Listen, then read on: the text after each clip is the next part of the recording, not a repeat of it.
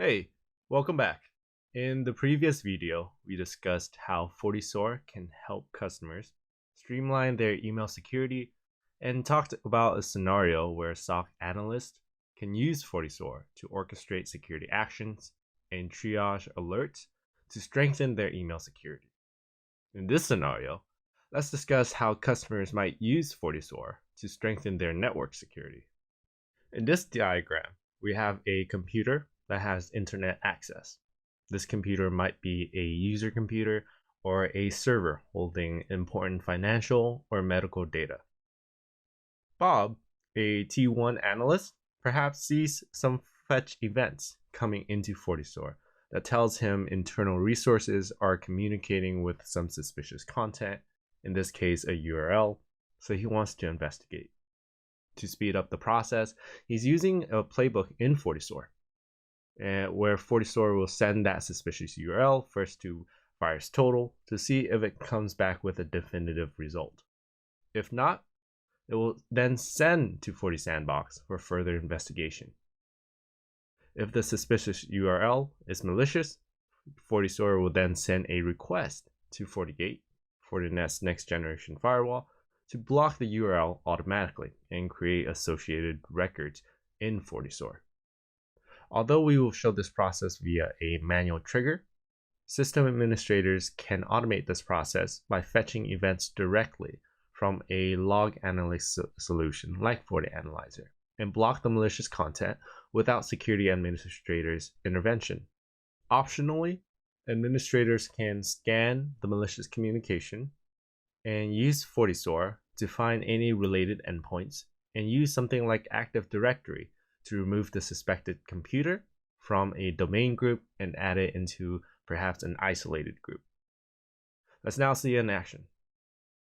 Logging into FortiSOAR, we see that there has already been a playbook created. If we go through the playbook, we can see the process is fairly simple to understand. Walking through the process, you can see that FortiSOAR will send the malicious content, in this case URL, to VirusTotal. VirusTotal will then come back with a result, and the playbook will make a decision on whether or not to pass it onto FortiSandbox.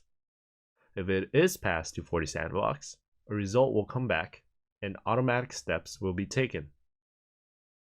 In this scenario, a URL will be blocked and associated records will be created because of this incident.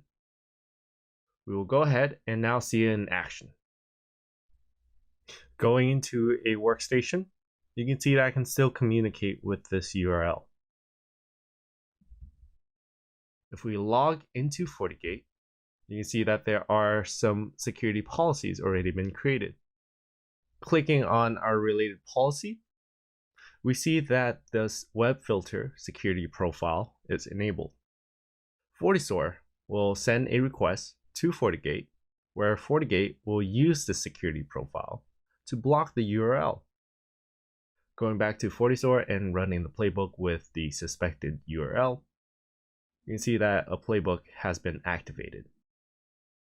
The playbook goes through a series of steps similar to how a SOC analyst might do these steps manually. After it finishes, if we try to access the URL in our computer, you can see that FortiGate has now blocked the URL. Going back to the FortiGate, we can confirm that the URL has been automatically added to the web filter security profile such that any incoming requests to this URL will now be blocked. Hopefully, this was an informative video, and we look forward to seeing you again next time.